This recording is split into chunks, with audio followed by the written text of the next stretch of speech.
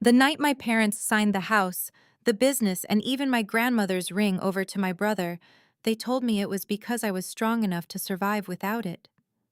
I smiled, nodded, and stayed silent while something inside me quietly broke. What they did not know was that their choice would unravel everything they believed about loyalty, truth, and family itself. Before we begin, tell me where you are watching from, and if you have ever stayed silent when you should not have liked and subscribe, because this story only gets darker. My name is Ilara Hayes, and for most of my life, I believed that silence was a form of strength. It was what my mother praised and what my father expected. My younger brother Daniel was different. He was loud, charming, and endlessly defended even when he did not deserve it. Growing up in Portland, our home was a carefully constructed illusion of fairness. My parents often said they loved us equally, yet their actions told a very different story. Daniel was the center of every decision. When he failed classes, tutors appeared. When he crashed his car, my parents bought him a better one. When I earned scholarships and worked part-time jobs, they called me independent as if it were a compliment that justified giving me nothing. The real fracture began when my grandmother passed away. She had built a small but successful property management business from nothing. Everyone in the family knew that she trusted me. I had spent summers helping her organize records, handle tenants, and learn the inner workings of the company. She once told me quietly that I had the patience and discipline to protect what she built. But when her will was read, everything went to Daniel. The explanation was simple, almost insulting. My parents said that my grandmother had changed her mind before she died. They claimed she wanted Daniel to step up and finally become responsible. I remember sitting in that lawyer's office staring at the polished wooden table, feeling something hollow open inside my chest. I did not argue. That was my first mistake. In the months that followed, Daniel took control of the business with reckless confidence. He made flashy decisions, ignored long-term tenants, and treated employees like they were disposable. My parents defended him at every turn. When I tried to offer advice, my father dismissed me, saying I was jealous. My mother told me I should be proud of my brother. Proud. The word echoed in my mind long after the conversations ended. Then came the first crack in their perfect narrative. I was cleaning out a storage unit that belonged to my grandmother, something no one else wanted to deal with. Dust filled the air as I sorted through old boxes of receipts, contracts, and handwritten notes. That was when I found a sealed envelope hidden inside a ledger book. My name was written on it. My hands trembled as I opened it. Inside was a letter dated only a few weeks before my grandmother's death. She wrote that she had never changed her will. She wrote that everything was meant to go to me. And then, in careful, deliberate handwriting, she warned me that if the document said otherwise, someone in the family had interfered. I read the letter 3 times before I could breathe properly again. That moment changed everything. At first, I tried to convince myself there had to be a misunderstanding. But the deeper I looked, the more impossible it became to ignore the truth. I started reviewing the company's financial records quietly, accessing files that Daniel barely understood how to protect.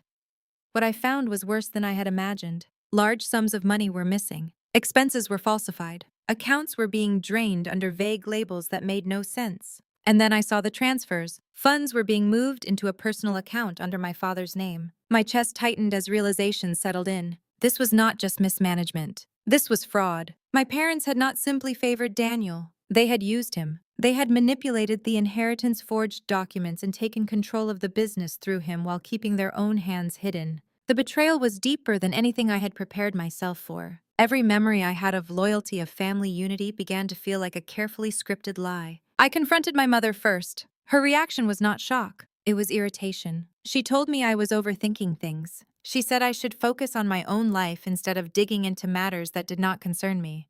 When I mentioned the letter, her expression shifted for just a second before hardening again. That was all the confirmation I needed. When I brought it up to my father, he did not even try to deny it. He looked at me with cold disappointment and said that Daniel needed the opportunity more than I did.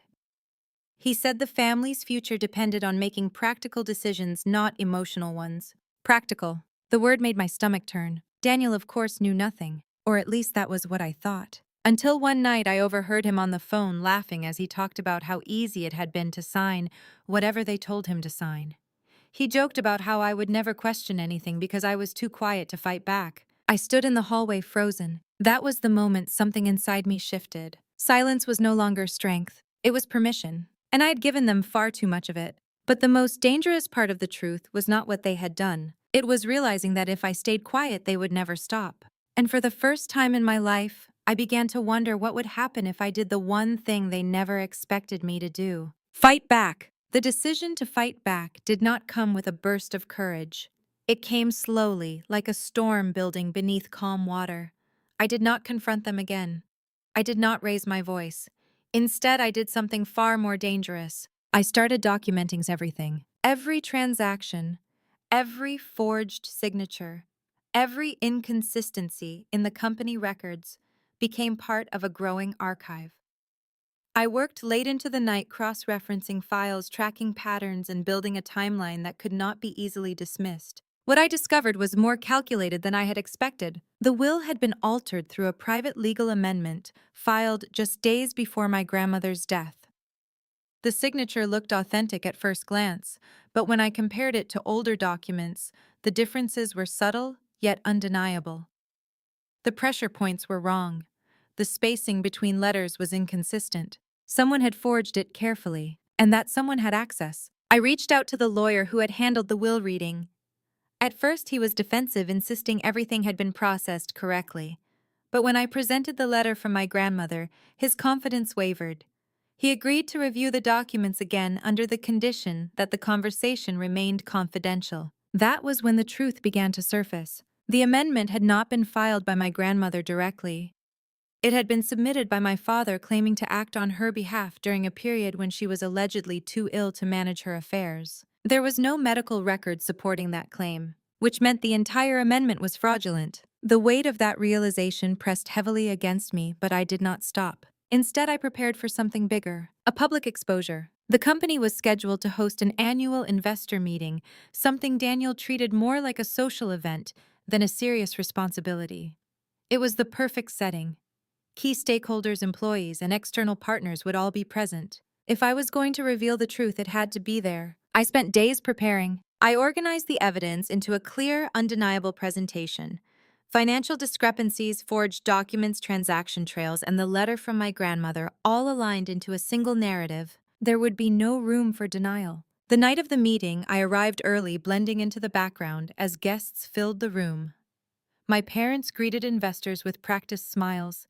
Daniel laughed loudly, shaking hands as if he had built everything himself. Watching them felt surreal. For a moment, I almost doubted myself. Then I remembered the letter. When the presentation portion of the event began, Daniel took the stage. He spoke confidently about growth, expansion, and future plans. His words were polished but empty. When he finished, I stood up. The room fell silent as I walked toward the front. My mother's expression shifted immediately.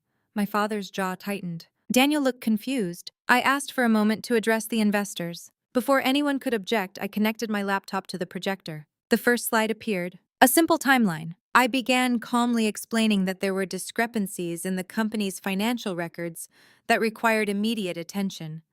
At first, the audience listened with mild curiosity. Then I moved to the evidence. Transaction logs, forged signatures, account transfers. Each slide built on the last, creating a pattern that was impossible to ignore. Murmurs spread through the room. Daniel's confusion turned into panic. My parents' composure began to crack. And then I showed the letter. My grandmother's words filled the screen. The impact was immediate. I explained that the will had been altered through fraudulent means and that the company's funds had been systematically misused. I did not raise my voice. I did not accuse with anger. I simply presented the truth. By the time I finished, the room was no longer quiet. Investors were demanding answers. Employees were exchanging shocked glances. The carefully maintained image of our family was collapsing in real time. My father stepped forward, attempting to regain control. He called my claims exaggerated, emotional, baseless. That was when the lawyer stood up. He confirmed that there were grounds for a formal investigation. Everything changed in that moment. Security was called. The meeting dissolved into chaos. And as I stood there watching everything unravel, I realized something unexpected. I did not feel broken anymore. I felt clear. But clarity came with a cost. Because exposing the truth was only the beginning. And I had just declared war on my own family. The morning after the investor meeting, I woke up to 37 missed calls, dozens of messages, and 3 emails marked urgent. I did not need to read any of them to know what had happened. The story had already spread beyond the company walls. Investors talked. Employees talked more.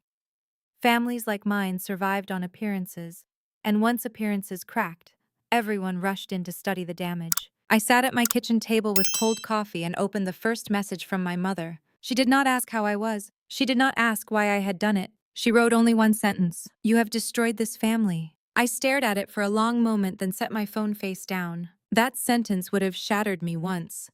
For years, I had carried responsibility that did not belong to me. I had played translator, peacemaker, silent witness, emergency backup, and emotional trash can for people who praised loyalty only when it benefited them. But that morning, with sunlight cutting across my table and the remains of my old life scattered through my inbox, I finally understood something simple and brutal. I did not destroy the family. I stopped protecting the lie that held it together. That clarity gave me enough strength to do the next hard thing. I stopped thinking like a wounded daughter and started acting like someone building a case. By noon, the board had suspended Daniel from all operational authority, pending an internal review. My father was banned from accessing company accounts until the forensic audit was complete. My mother, who had no official role but endless influence, began calling relatives, trying to frame me as unstable, bitter, and vindictive. I expected that. What I did not expect was how quickly their version of the story would start falling apart. People who had stayed quiet for years began reaching out. The first was Nina Alvarez, my grandmother's former office manager. She had retired 2 years earlier after what the family described as a voluntary departure. That was not what she told me when we met in a quiet diner on the east side of the city. Nina looked tired but steady.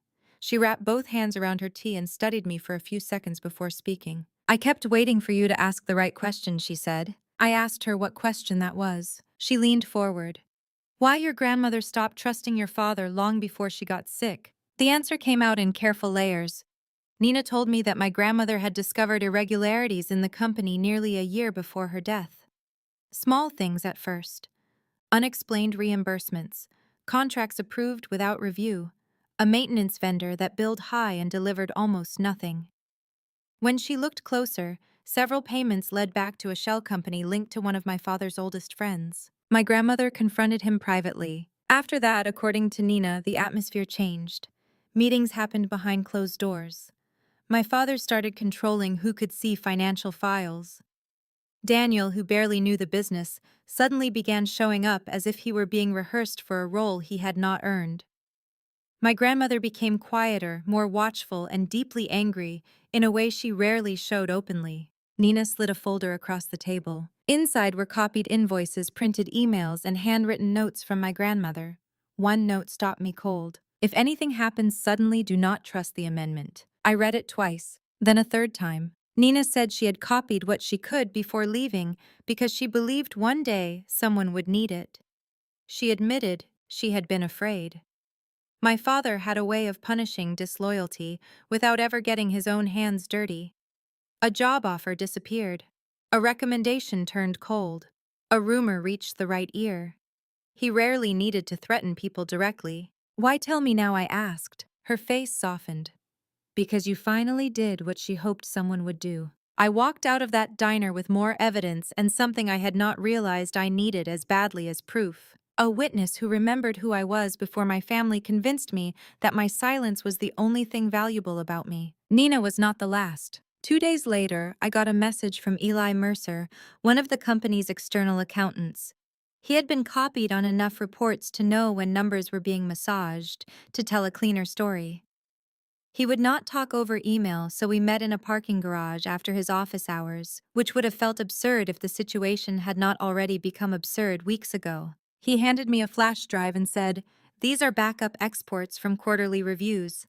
Compare them to the official files that were presented to investors." When I asked why he was helping, he gave a humorless laugh. "Because your brother tried to blame me for discrepancies he signed off on, and your father implied I should be grateful he had not escalated concerns about my professionalism. I have been cleaning up after that family for 18 months. The flash drive contained exactly what I hoped and feared. Parallel versions of financial statements. The official reports had been polished, rounded, and selectively cleaned, The backups showed unpaid liabilities, siphoned maintenance funds, inflated occupancy claims, and diverted reserve accounts. The fraud was not sloppy. It was layered. It had been built to look survivable if anyone noticed only one piece. But with the inheritance fraud already exposed, these records painted a larger picture. This was never about helping Daniel grow up. It was about using him as a smiling front while money moved behind him. My alliance widened one conversation at a time. Tasha Reed, a current property supervisor, told me tenants had been pressured to leave units so properties could be temporarily transferred and leveraged for loans. A former family friend admitted he had witnessed my mother coaching Daniel before legal meetings, feeding him lines about legacy fairness and my supposed lack of interest in the company. One of my cousins, who had always kept her distance from family politics, quietly confirmed that my mother had spent years telling relatives that I never wanted children, marriage, or roots, as if independence made me less deserving of home inheritance or belonging. That one hurt in a different way. Fraud was criminal. Theft was measurable. But the private mythology they built around me was intimate violence. My parents had been shaping a story in which Daniel needed support because he was fragile and I needed nothing because I was resilient. They weaponized my competence against me. They turned my discipline into justification for neglect. And people believed them because I had always made survival look easy. The investigation intensified. The board authorized outside counsel. Employees were interviewed. Investors froze new commitments. My parents shifted from denial to attack. My father's attorney sent letters accusing me of defamation and unlawful access to records. My mother began contacting people I had spoken with, trying to frighten them back into silence. Daniel posted a vague statement online about betrayal, mental instability, and private family matters being twisted for revenge. That post spread faster than any formal statement. For a few ugly days, strangers debated whether I was a jealous sister trying to steal from her brother. Some said I sounded cold. Others said no woman exposes her own family publicly unless she wants attention. The ugliness of it was familiar. The world always had opinions ready for women who refused their assigned role, especially if that role was to absorb damage politely. I wanted to disappear. Instead, I built. Nina introduced me to a probate litigator named Simone Carter, a woman with the kind of calm that made panic feel amateur. Simone reviewed the documents in silence, made a few notes, and then looked up at me with sharp, unreadable eyes. "Your problem," she said, "is not whether they did it. Your problem is whether you can prove intention across the inheritance and the business fraud without giving them room to fragment the case." I asked what that meant. "It means families like yours survive by making every betrayal seem unrelated. One forged paper here, one bad transfer there, one misunderstanding, one emotional daughter. We do not let them break this into small stories. We force the court to see the design." That sentence settled into me like steel. Simone agreed to represent me in the probate challenge and coordinate with the board's investigators. She also told me something no one in my family ever had. "You do not need to sound nice to be credible. You need to be precise." Precision became my discipline. I made binders, timelines, contact lists, witness charts. I reviewed every note from Nina, every file from Eli, every tenant complaint from Tasha. I slept badly and ate worse, but for the first time in years, exhaustion had purpose. It was not the exhaustion of trying to earn love that would never come. It was the exhaustion of building a door out of a locked room. Then came the emotional turning point I did not see coming. My Aunt Lorraine asked to meet. She was my mother's older sister, the one relative everyone described as difficult, because she had spent decades refusing to flatter my parents. As a child, I had loved her in secret. She gave strange, thoughtful gifts, asked real questions, and never forced hugs when I looked uncomfortable. My mother hated that about her. We met at a small botanical garden cafe where the heaters clicked softly above us, and people around us spoke in gentle weekend voices, completely unaware that my entire sense of family was being dismantled one fact at a time. Lorraine did not waste time. "Your mother has been telling people you are having a breakdown," she said. "I thought you should hear that from someone who is not lying to your face." I almost laughed because it was so expected and still so revolting. Then she reached into her bag and handed me a small velvet pouch. Inside was my grandmother's ring. The one my parents had transferred to Daniel with the house and business. I looked up stunned. Lorraine's expression hardened. He pawned it, cheaply. A friend of mine recognized it before it disappeared into resale. For a second, all sound around me seemed to blur. That ring had been in our family for generations. My grandmother wore it every day after my grandfather died. She once told me objects only matter because of the promises attached to them. Daniel had traded it for fast cash, probably without even noticing the inscription inside. I turned the ring in my hand and saw the engraved words I remembered from childhood. "Hold your ground." That was when I cried. Not because of the ring alone, but because grief finally found a crack in all the rage. I had been functioning on adrenaline and evidence on legal strategy and procedural steps. But there at that cafe with my grandmother's ring warm in my palm, and Aunt Lorraine pretending not to notice my tears, I felt the full shape of what had been stolen from me. Not just property, not just money, trust, history, safety, belonging. Lorraine let me cry for exactly 1 minute before sliding a napkin toward me. Then she said, "Good, now use that." It was the most loving thing anyone had said to me in months. From that day forward, the alliance no longer felt like a loose collection of witnesses. It became something stronger. Nina had memory. Eli had financial expertise. Tasha had operational proof. Simone had legal strategy. Lorraine had family history and zero patience for manipulation. Even a few employees who had stayed quiet began coming forward once they realized the old order was cracking. For the first time, I was not standing alone in a room full of people pretending not to see what was happening. That changed me more than I expected. Still, alliances create hope, and hope creates vulnerability. Because every network has weak points, every coalition carries fear. And every war inside a family eventually reaches the stage where someone standing beside you starts calculating the price of staying loyal. I felt that shift before I could name it. A pause before an answer. A message forwarded too late. A detail repeated by the wrong person. Nothing clear enough to prove. Nothing small enough to ignore. The suspense lived in those tiny fractures. The case was getting stronger, which meant someone somewhere inside our growing circle had started getting nervous. And nervous people do dangerous things. I did not know who betrayed me at first. I only knew that something had changed. Simone had filed the initial probate challenge, with supporting evidence sealed until the formal hearing. Only a limited circle knew the exact structure of our argument, the sequence in which we would present the forged amendment, the financial motive, and the pattern of concealed transfers linking the inheritance fraud to the business theft. We were careful, deliberate, quiet. Then my father's legal team responded as if they had already read our playbook. Not guessed. Read. Their filing anticipated our strongest points before we made them publicly.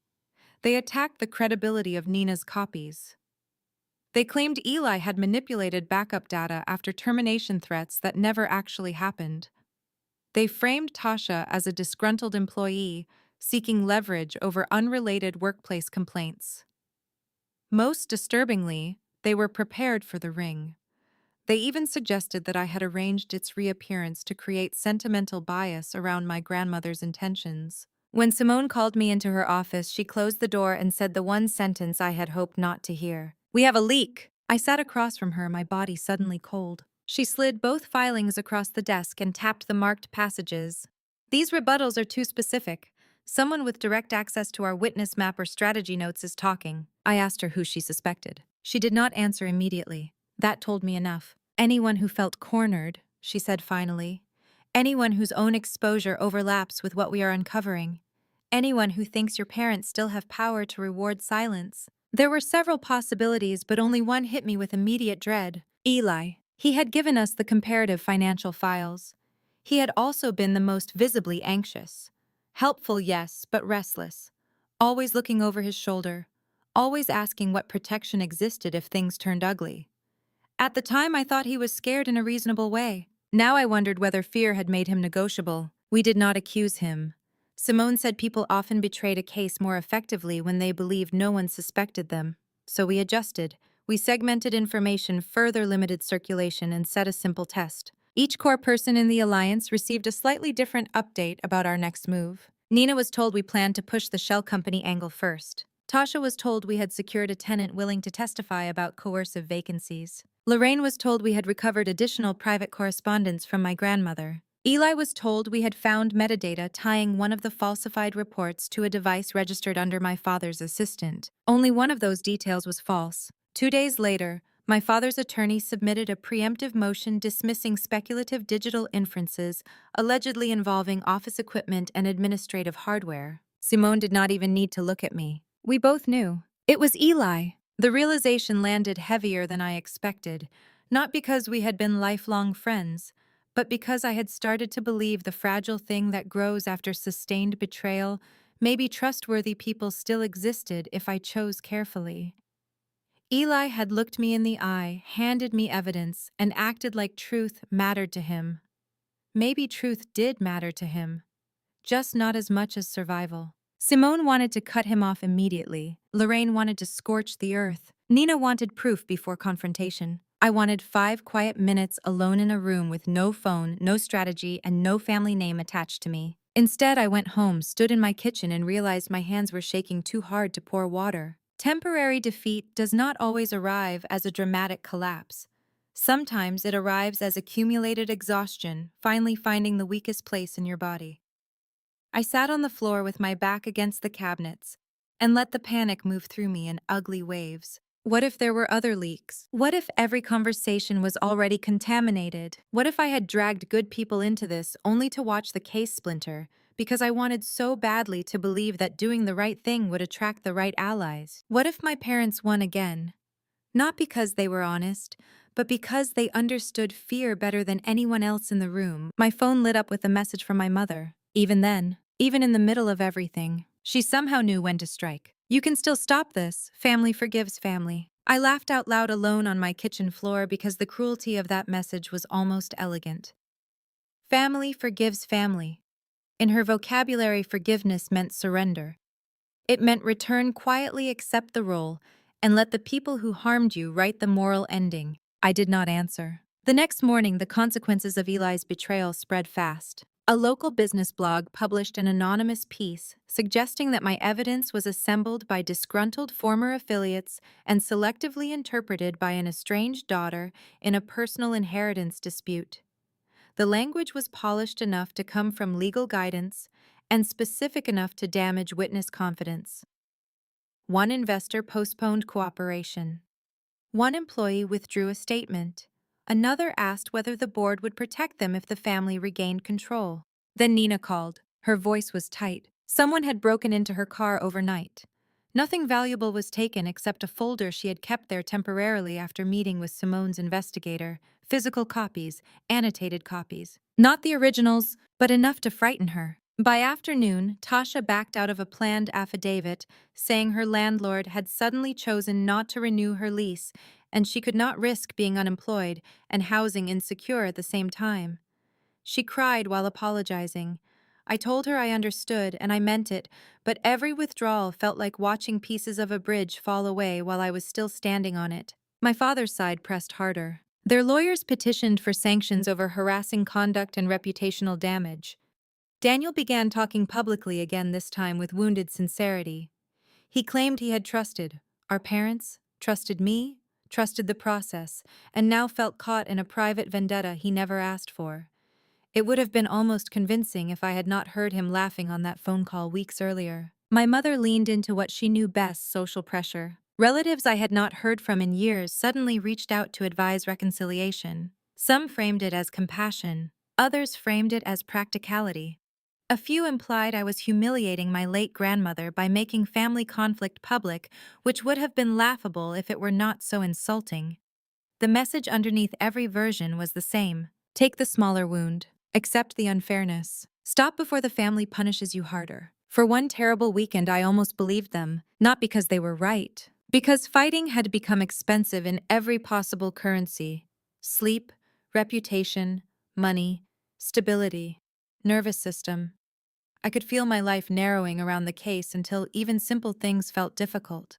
Grocery shopping, returning texts, answering benign questions from people who asked how I was doing and clearly did not want a real answer. Simone noticed before I said anything. She came to my apartment Sunday evening with Thai food and a banker's box full of updated exhibits. It was the most practical expression of care anyone could have offered. We ate in silence for a while. Then she said, "You are allowed to be tired. You are not allowed to confuse tired with wrong." I looked at her across the coffee table, at the neat stacks of paper, the clipped tabs, the legal pads full of clean handwriting.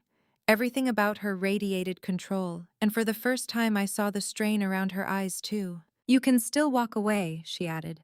"But if you do not call it peace, call it surrender and be honest about the cost." That sentence sat between us. I knew the cost. If I walked away, the forged will would remain in place unless someone else challenged it. Daniel would keep playing innocent heir. My father would rebuild influence. My mother would rewrite the family history so thoroughly that within a year I would be the cruel daughter who invented a scandal after failing to get her own way. The employees would learn the lesson families like mine depended on. Truth is dangerous and power survives. The cost was not abstract. It was permanent. So I kept going. 3 days before the first major hearing, the betrayal deepened. Eli vanished. He did not answer Simone. He did not answer the board's investigator. His office said he had taken emergency leave. His apartment building manager said he had gone to stay with friends. By evening, my father's side filed an affidavit from him. He recanted everything, not just part of it, everything. He claimed the backup exports were incomplete, possibly altered and misunderstood by non-professionals. He said his earlier concerns had been informal and exaggerated under emotional pressure from me. He denied ever believing there was coordinated fraud. He painted himself as a neutral accountant, manipulated by a bitter family conflict. I read the affidavit twice, then put it down because my vision blurred. This was the temporary defeat in its fullest shape. Not speculation, not worry. Damage. Simone said we could survive it if we reframed him as compromised, but the truth was harsher. Eli had been our bridge between suspicion and technical credibility. Without him, the opposition would argue that the numbers were messy, but explainable, the inheritance dispute emotional, but separate, the rest unfortunate coincidence. They did not need to win cleanly. They only needed enough confusion. And confusion was what families like mine manufactured best. That night, I drove without destination until the city thinned into darker roads lined with winter trees. I ended up outside the cemetery where my grandmother was buried. It was closed, but I parked across the street and sat with the engine off, looking through the iron gate toward the scattered lights in the distance. I thought about all the times I had stayed quiet because I believed endurance was noble.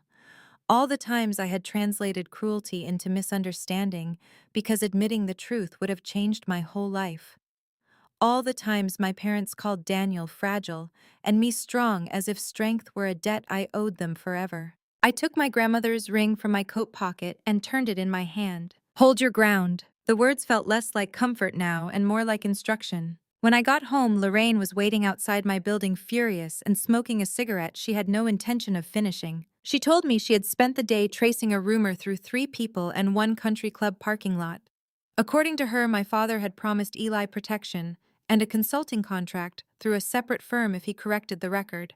There might even have been cash involved, though she could not prove that yet. I asked how she knew. She gave me a look that suggested I was still naive in ways she found exhausting. Because men who have never faced consequences get sloppy when they think they are close to winning. Then she did something unexpected. She squeezed my shoulder once briefly and said, "Losing a traitor is not the same as losing the war." I wanted to believe her, but when I lay awake that night replaying the affidavit, the withdrawn witnesses, the stolen folder, the media spin, and the weight of the hearing racing toward us, belief felt very far away. The alliance had been cracked from the inside. I had been outmaneuvered, publicly weakened, and privately worn down. For the first time since I stood up at that investor meeting, I understood that truth alone might not be enough. We needed something stronger than testimony from frightened people, something tighter than memory, something no bought witness could erase. And we needed it fast, because if help did not come from somewhere, I had not yet looked.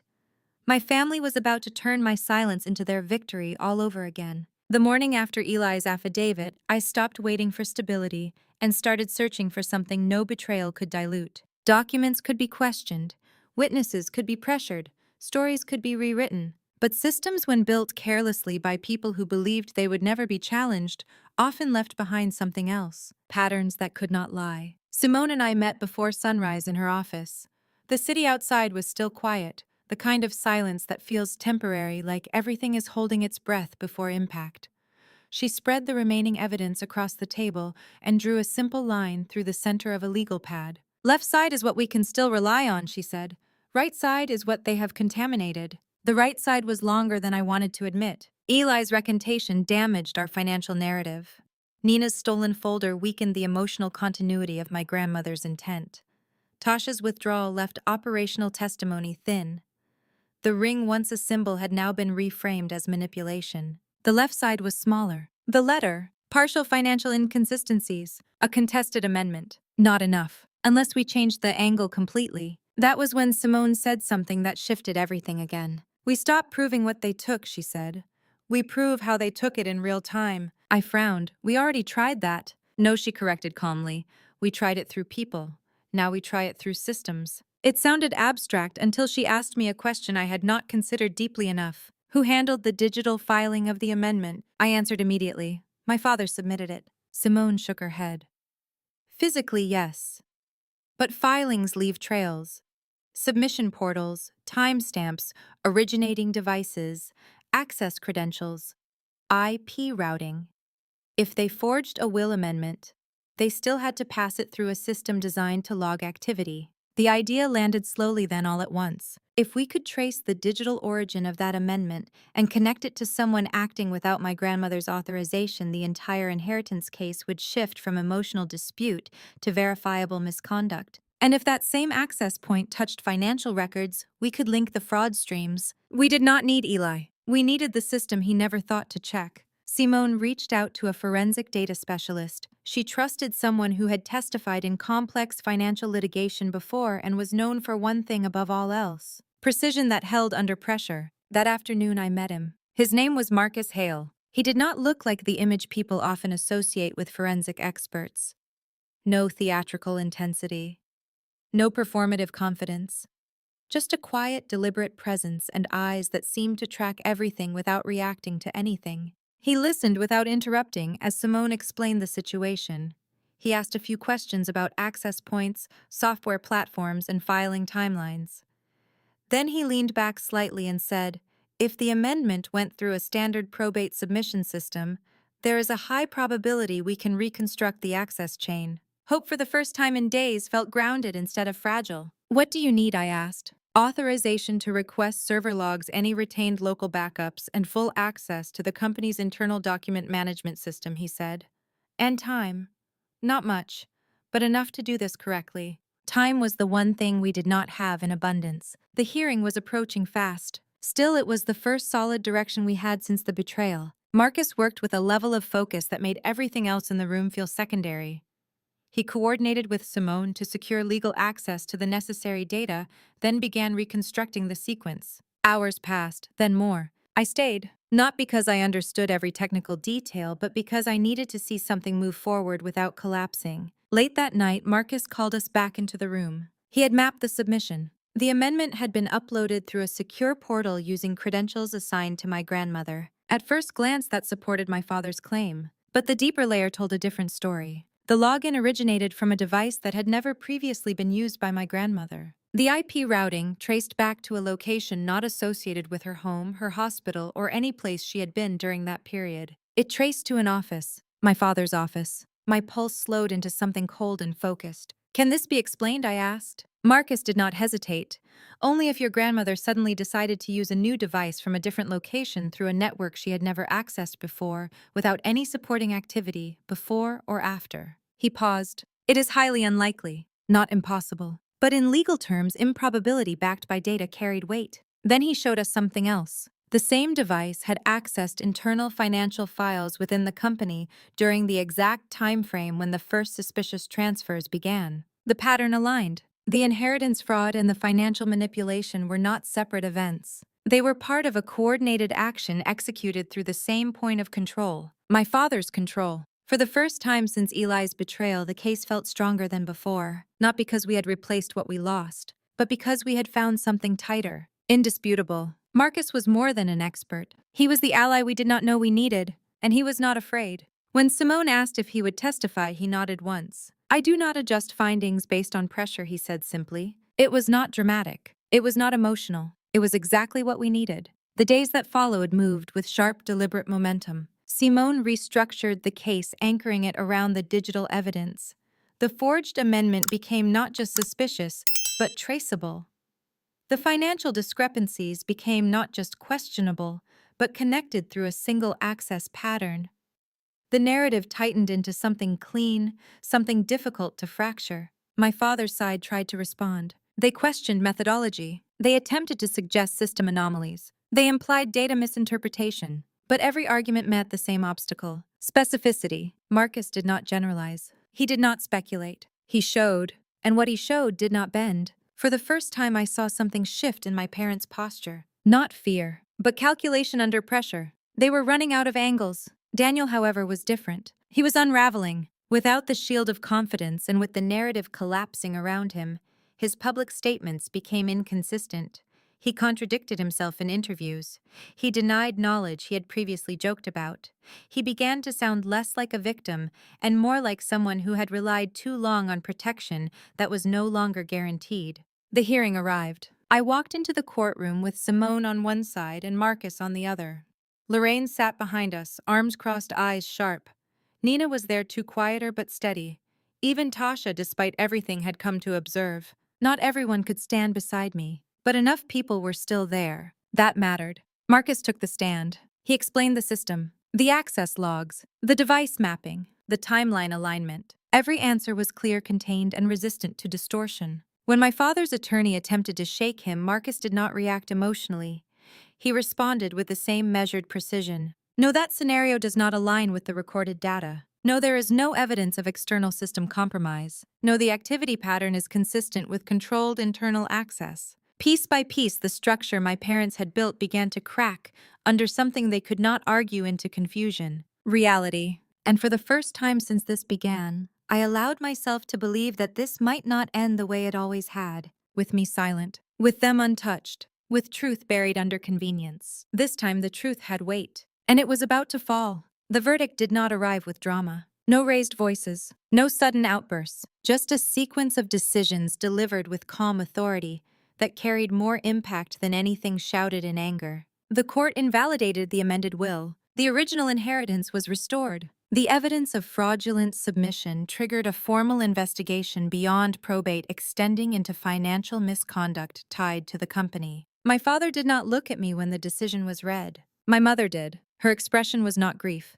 It was disbelief, the kind that comes from people who have lived too long without consequences and mistake that absence for immunity. Daniel sat between them, no longer speaking, no longer performing, just still in a way I had never seen before. The collapse was not explosive. It was structural. Everything they built began to fall in quiet, irreversible pieces. The board moved quickly after the ruling. Daniel was permanently removed from any leadership role. External auditors finalized their findings, confirming the pattern Marcus had uncovered. Legal actions followed, not just from me, but from investors and partners who had been misled. The company did not survive in its original form. It was restructured, divided, and partially sold. For a long time, I thought that would feel like loss. Instead, it felt like truth catching up to something that had been unstable for years. My father faced charges tied to financial manipulation and fraudulent representation. Watching that process unfold was complicated. He did not break down. He did not apologize. He maintained the same controlled demeanor as if this were just another situation to manage. But control had limits now. My mother's social network shifted almost overnight. The same people who had supported her narrative stepped back quietly, distancing themselves from the fallout. Her influence had always depended on perception, and perception had changed. Daniel disappeared from public view. For a while, I wondered if I should feel something stronger about that. Anger, satisfaction, vindication. What I felt instead was something quieter, an absence. Because the truth was, Daniel had never really been the architect of any of this. He had been shaped, protected, and used until he could no longer function without that structure. That did not excuse what he did, but it explained it, and understanding something does not mean accepting it. It just means you stop expecting it to become something it never was. The aftermath in my personal life was less visible but more meaningful. For the first time, I was not surrounded by people who defined me through comparison. Not the strong one, not the quiet one, not the one who needed less. Just me. Lorraine remained exactly who she had always been, which I now understood as something rare. Nina returned to consulting in a small way, this time on her own terms. Tasha found stable housing and a new job, and we spoke occasionally without pressure. Simone moved on to other cases, but we still met for coffee, sometimes no longer as client and attorney, but as two people who had seen each other at a breaking point and chosen not to look away. And Marcus. Marcus did not become a dramatic presence in my life. He did something more important. He stayed consistent. We talked sometimes about nothing related to the case: work, books, small details that felt almost unfamiliar after months of intensity. There was no performance in it, no need to prove anything, just presence. And I realized that was what I had been missing all along. Not loyalty as obligation, but connection as choice. The house that had once been signed away was legally mine again. I stood in it alone the first time after everything ended. The walls felt different, not because they had changed, but because I had. For years, that space represented something I was not allowed to claim. Now it represented something else entirely. Not victory, not revenge. Ground, something steady, something earned. I walked through each room slowly, not rushing to fill it, not trying to recreate what had been there before. Some things were meant to end. Not everything deserved to be rebuilt. That was the final lesson my family had never taught me. That endings could be honest. That breaking away was not failure. That silence when chosen could be peace. But silence forced on you was something else entirely. And I would never accept that version again. If you have ever been told that being strong means accepting less, I want you to think about that for a moment. Have you ever stayed quiet to keep a family together that was quietly breaking you instead? Do you believe justice always comes? Or do you think sometimes we have to create it ourselves? Tell me your experience in the comments, because I read them and I understand more than I ever used to. If this story stayed with you, press like, so it can reach someone who needs it. Subscribe if you want more stories where truth is not buried and silence does not win. Share this with someone who has been told they should accept less than they deserve. Thank you for staying through this with me. And wherever you are, I hope you choose your ground carefully and hold it.